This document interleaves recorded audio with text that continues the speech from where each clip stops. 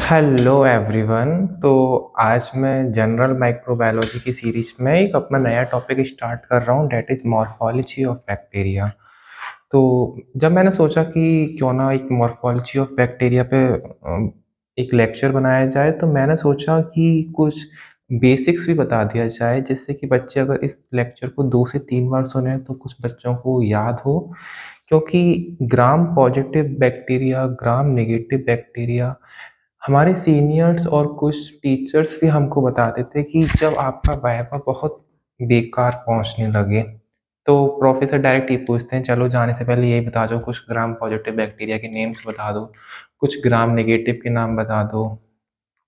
तो इसलिए मैंने सोचा कि एक वीडियो में बता दूं, जिससे कि बच्चों को याद रहे, तो एकदम वाइवा बेकार ना हो, कुछ तो अच्छा करके आए।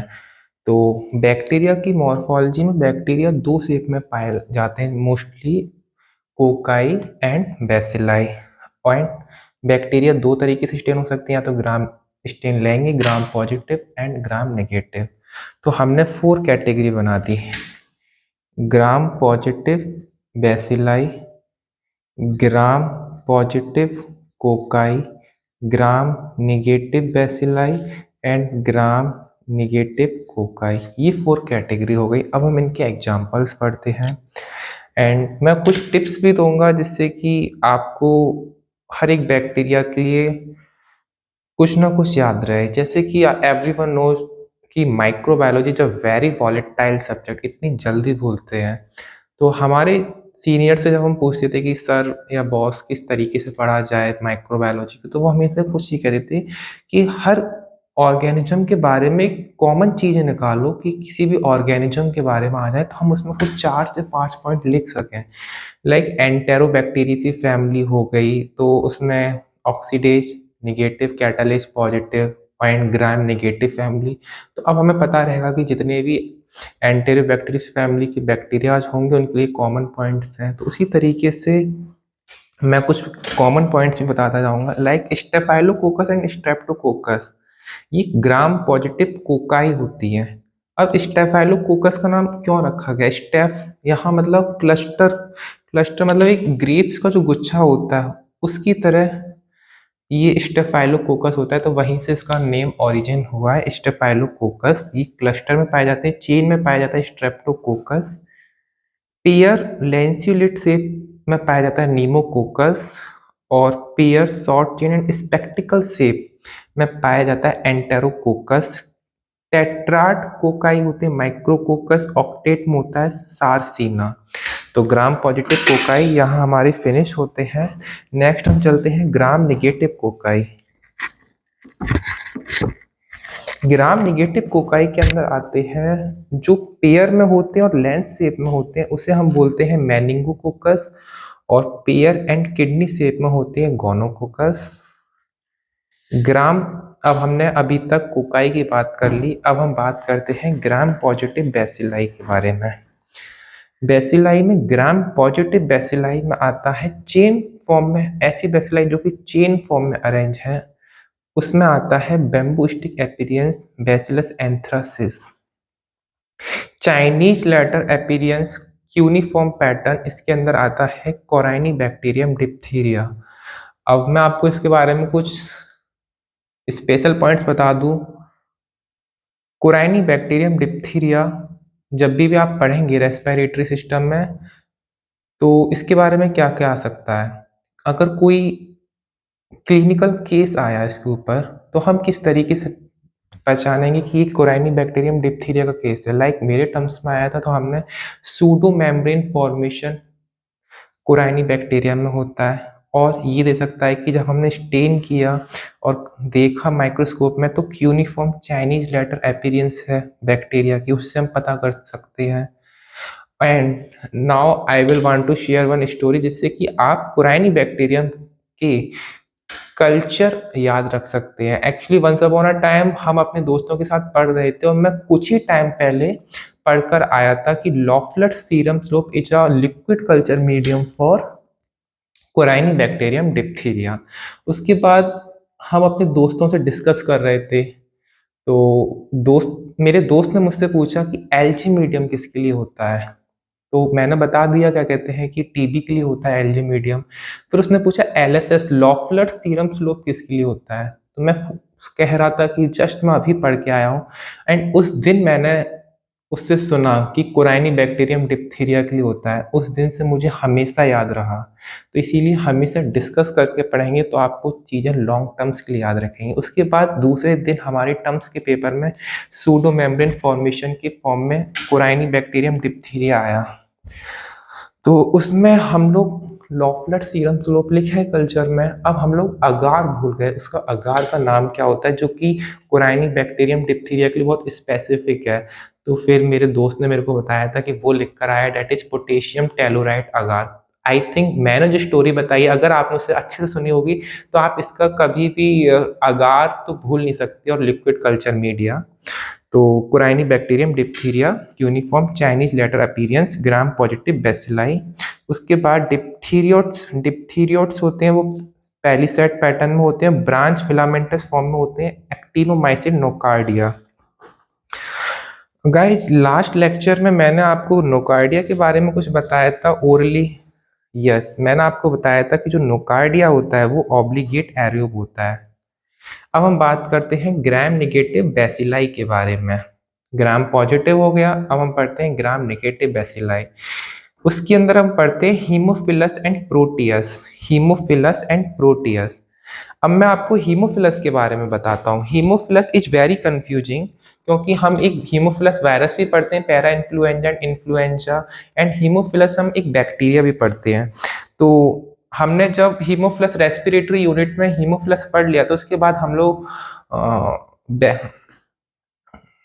बैक्टीरिया के ऊपर आए तो हम हीमोफिलस के बारे में भूल गए, हमें इसमें क्या क्या पढ़ना है। तो हमेशा याद रखना फैक्टर 5 एंड फैक्टर 10 रिक्वायर करते हैं अपने कल्चर मीडिया में फॉर देयर ग्रोथ। ये चीज आप लोग हमेशा याद रखिए कि हीमोफिलस होता है वो फैक्टर 5 एंड फैक्टर 10 रिक्वायर करता है।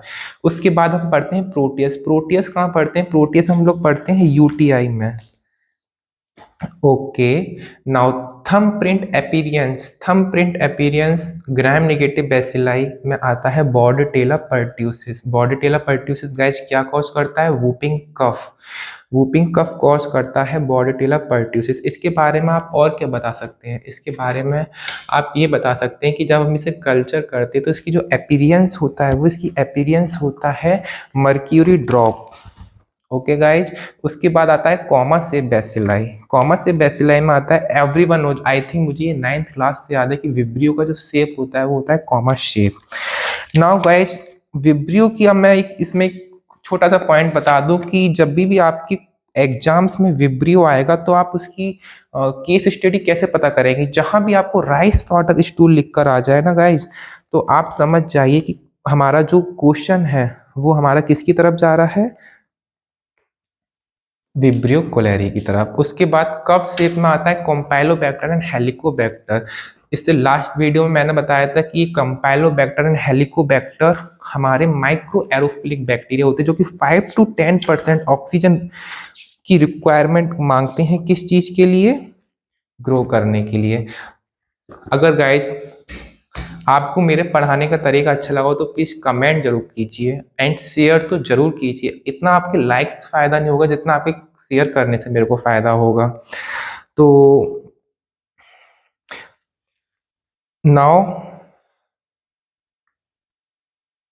मैं आपको एक ट्रिक बताने जा रहा हूं। अभी तक मैंने आपको नाम बताया, लेकिन आप फिर भी अगर इन चीजों को भूल रहे हो तो मैं आपको एक ट्रिक बता रहा हूं कि that all the bacilli are gram negative except McDonald. McDonald में आता है mycobacterium, anthracis bacillus, clostridium, corynebacterium, nocardia, actinomyces, listeria and diphtheroids. इसे आप मैच कर लीजिए किससे? ग्राम पॉजिटिव से। तो हमारा क्या कहते हैं, all the gram positive bacilli में हमारा देखो हमने अभी पढ़ा था बेसिलस एंथ्रासिस पढ़ा था, कोराइनी बैक्टीरियम पढ़ा, डिप्थीरियोट्स पढ़ा, एक्टिनोमाइसिस नोकार्डिया पढ़ा था। इसके बाद हम बात करते हैं bacterial cell wall. Bacterial cell wall. अब इसमें हम पढ़ेंगे कि gram positive and gram negative bacteria की सेल वॉल किस तरीके से डिफरेंट होती है। अब बैक्टीरिया सेल वॉल होती है वो हमारी टफ होती है, रिजिड होती है, एक वायरुलेंस की तरह भी काम करती है, हमारी बॉडी में पैथोजेनेसिस कॉज करती है। इसके बाद एक इम्यूनोजेनिसिटी भी प्रोवाइड कराती है। इसके पास जो एंटीजन होते हैं उससे हमारी बॉडी उसके अगेंस्ट बॉडी इम्यूनिटी पड़ा प्रोवाइड करती है। उसके बाद ये एक टफ रेडिश स्ट्रक्चर प्रोवाइड कराती है बैक्टीरिया को। Now I want to explain gram positive cell wall. It is simpler than gram negative. Actually, gram negative bacteria की cell wall is more complex than gram negative. Then gram positive, हम पढ़ते हैं gram positive की cell wall में only peptidoglycan की एक layer होती है, लेकिन जब हम ग्राम नेगेटिव के बारे में बताएंगे तो वहां 3 लेयर्स होगी।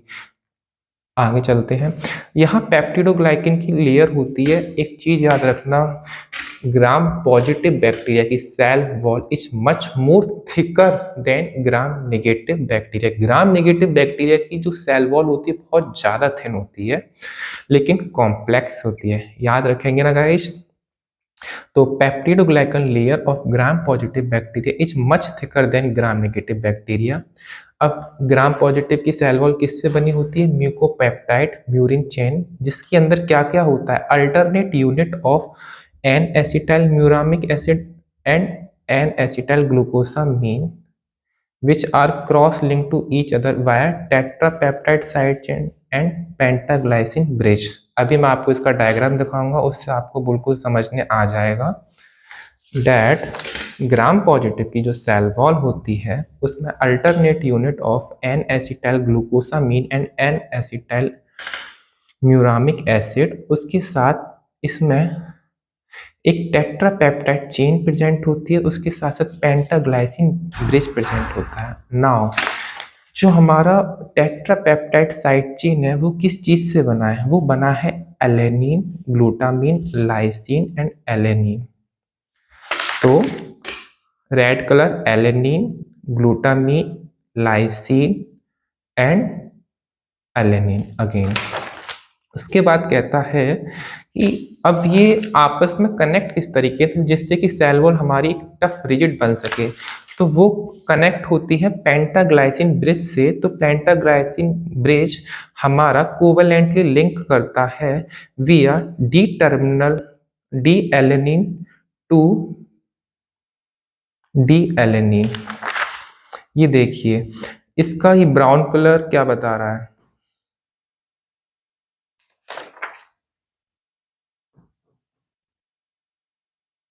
L-lysine of one tetrapeptide chain is covalently linked to D-alanine of adjacent chain via pentaglycine bridge।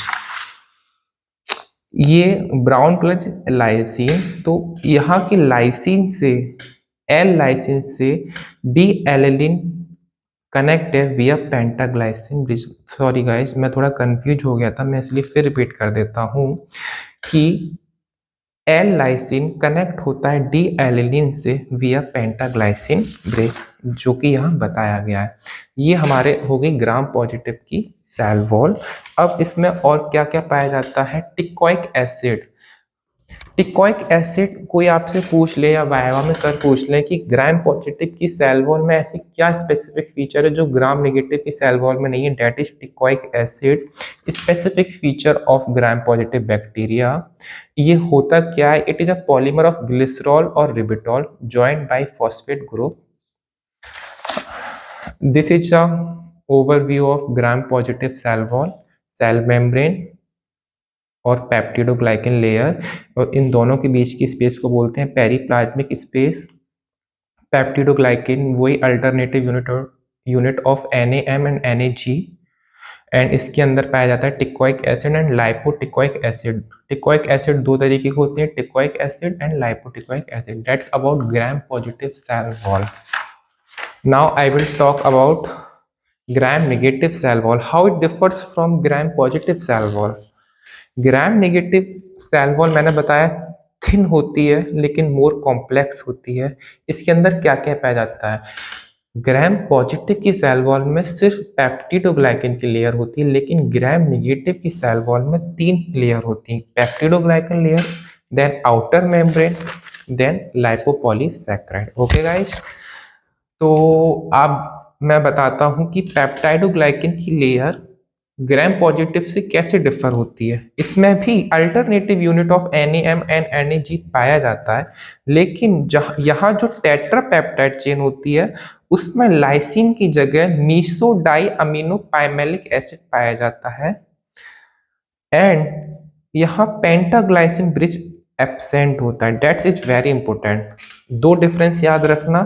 एक तो जो मैंने ग्राम पॉजिटिव की सेल वॉल में एलिनिन, ग्लूटामिन, लाइसिन, एलिनिन बताया था, उसमें लाइसिन की जगह क्या पाया जाता है? Die amino pimelic acid, meso die amino pimelic acid and pentaglycine bridge is absent. तो अब एंड तो आप कहेंगे इट्स अ डायग्राम, तो alternative unit of NAG and NAM, tetrapeptide chain, here brown color is meso die amino pimelic acid. अब ये दो tetrapeptide chain आपस में कनेक्ट कैसे हैं? यहाँ पर पेंटाग्लाइसिन ब्रिज तो प्रेजेंट नहीं है, एक्चुअली कोवेलेंटली ही लिंक है डायरेक्टली। तो tetrapeptide side chain are directly linked to each other by covalent bridge between alanine of one side chain with methyl-diaminopyramidalic acid to the adjacent chain। और gram positive के case में क्या हो रहा था? लाइसिन हमारे एलिनिन से जुड़ रहा था विया पेंटाग्लाइसिन ब्रिज, लेकिन यहाँ कोवेलेंटली डायरेक्टली जुड़ रहा है meso diaminopimelic acid with alanine. Guys समझने आया? ओके। इसके बाद पेप्टिडोग्लाइकन लेयर के बाद यहाँ आउटर मेम्ब्रेन पाई जाती है जो कि फॉस्फोलिपिड की बनी होती है, और जो आउटर मेम्ब्रेन फॉस्फोलिपिड की होती है वो हमारी पेप्टिडोग्लाइकन लेयर से डायरेक्ट कनेक्ट होती है विया ब्राउन्स लाइपोप्रोटीन। ये एक MCQ बन सकता है या फिर कुछ भी एक वन वर्ड्स में वाइवा में पूछ लिया जाता है, व्हाट इज ब्राउन्स प्रोटीन। ये एक प्रोटेक्टिव बैरियर की तरह काम करती है, और ये एक आउटर मेम्ब्रेन प्रोटीन है, आउटर मेम्ब्रेन प्रोटीन। उसके बाद आता है लाइपोपॉलीसैकेराइड। लाइपोपॉलीसैकेराइड, अब जैसे कि हमने आपको बताया था कि ग्राम पॉजिटिव की सेल वॉल में क्या चीज एक यूनिक है जो स्पेसिफिक है gram positive, that is teichoic acid. उसी तरीके से ग्राम नेगेटिव में क्या चीज स्पेसिफिक है? लाइपोपॉलीसैकेराइड की लेयर, ये ग्राम नेगेटिव के लिए। और ये लाइपोपॉलीसैकेराइड ही तो है जो कि आगे चल के एंडोटॉक्सिन बनता है। तो यहाँ से हम एक बात और कह सकते हैं जो कि मैं नेक्स्ट लेक्चर में बताऊंगा, एंडोटॉक्सिन वर्सेस एक्सोटॉक्सिन, की एंडोटॉक्सिन सिर्फ कौन रिलीज कर सकते हैं? ओनली ग्राम नेगेटिव बैक्टीरिया। ओके, तो इसमें भी 3 लेयर पाई जाती है। लिपिड ए जो कि एंडोटॉक्सिन होता है, उसके बाद कोर पॉलीसैकेराइड, ओ साइड चेन। अब जो ओ साइड चेन होता है उसकी प्रोटीन एक एंटीजन की तरह काम करती है जो कि सोमैटिक एंटीजन बनती है। जब मैं आपको एंटेरोबैक्टीरियस फैमिली पढ़ाऊंगा तो वहां इसका बहुत जिक्र होगा, what is O somatic antigen. तो that's about the overview of gram negative cell wall. This is a cell membrane, plasma membrane, phospholipid integral protein. It is a peptidoglycan layer जो कि बहुत थिन है as compared to gram positive. Gram positive में इतनी thick है, यहाँ सिर्फ 1 to 2 layer thick है पेप्टिडोग्लाइकिन। उसके बाद आउटर मेम्ब्रेन प्रोटीन जो कि किसका पार्ट है? सेल वॉल का ही पार्ट है। उसके बाद लाइपोपॉलीसैकेराइड की ये 3 पार्ट आते हैं, lipid A, core polysaccharide, O specific side chain. That's about gram negative cell wall. Now जो कि सबसे ज्यादा पूछा जाता है, वाइवा में भी पूछा जाता है, उसके साथ साथ अगर आप टर्म्स 1 में मेरे हिसाब से 2 क्वेश्चन में तो एक पूछ लिया जाएगा, या तो gram negative gram positive cell wall की डिफरेंस बता दीजिए, या फिर एक्सोटॉक्सिन एंड एंडोटॉक्सिन में डिफरेंस बता दीजिए। ये क्वेश्चन दो जो मैंने बताया ये आपके टर्म्स में, प्रॉफ में, वाइवा में पूछे ही जाएंगे। तो मैं आपको बताता हूँ what is the difference between gram positive cell wall and gram negative cell wall. Guys सच बता रहा हूँ, सब कुछ आपको बता चुका हूँ अभी तक, बस एक बार दोबारा रिवीजन है। मैंने बताया था कि जो पेप्टिडोग्लाइकन लेयर होती है वो ग्राम पॉजिटिव के अंदर थिक होती है, ग्राम नेगेटिव के अंदर थिन होती है। उसके बाद मैंने ये भी बताया था जो कि टेट्रापेप्टाइड चेन होती है, उसमें थर्ड पोजीशन पे ग्राम पॉजिटिव में लाइसिन होता है और ग्राम नेगेटिव में meso die amino pimelic acid होता है। पेंटाग्लाइसिन ब्रिज ग्राम पॉजिटिव में प्रेजेंट होता है और ग्राम नेगेटिव में एब्सेंट होता है। लिपिड कंटेंट, नाउ ये चीज यहाँ पर बता रहा हूँ, लिपिड कंटेंट ग्राम पॉजिटिव में नील है और ग्राम नेगेटिव में प्रेजेंट है, क्योंकि वहाँ लाइपोपॉलीसैकेराइड पाया जा रहा था, फॉस्फोलिपिड पाया जा रहा था वहाँ एक लेयर। तो लाइपोपॉलीसैकेराइड यहाँ एब्सेंट है ग्राम पॉजिटिव में, प्रेजेंट का है ग्राम नेगेटिव में, जो कि एंडोटॉक्सिन है। Teichoic acid specific to gram positive, lipopolysaccharide specific to gram negative cell wall. Now मैंने आपसे कहा था कि ग्राम नेगेटिव की सेल वॉल थिन होती है लेकिन मोर कॉम्प्लेक्स होती है। कॉम्प्लेक्स कैसे होती है? वैरायटी ऑफ अमाइनो एसिड कहाँ पाए जाते हैं? ग्राम नेगेटिव की सेल वॉल में। एरोमेटिक अमाइनो एसिड कहाँ पाए जाते हैं? ग्राम पॉजिटिव में तो एब्सेंट ही होते हैं एरोमेटिक, लेकिन एरोमेटिक अमाइनो एसिड हमारे ग्राम नेगेटिव की सेल वॉल में प्रेजेंट होती हैं। उसी तरीके से variety of amino acid gram positive की सेल वॉल में फ्यू होते हैं लेकिन ग्राम नेगेटिव की सेल वॉल में बहुत ज्यादा होते हैं। तो थैंक यू गाइस, अगर आपको वीडियो पसंद आए तो लाइक सब्सक्राइब तो करना, उसके साथ साथ शेयर बहुत करना, ओके, जिससे कि आपके दोस्तों को भी कुछ फायदा मिले। एंड जो मैंने ये चार्ट बनाया था, अगर आप इसे भूल जाएंगे बार बार, तो मैं सोच रहा था कि आगे 2-3 लेक्चर और बनाए तो उसमें ये चार्ट आपको रिवाइज कराता रहूं, क्योंकि ये चार्ट बहुत इंपॉर्टेंट है। जब भी आप स्पेसिफिक बैक्टीरिया के बारे में एग्जाम में आएगा तो कम से कम आप कुछ कॉमन पॉइंट्स तो बता पाएंगे। तो थैंक यू गाइस।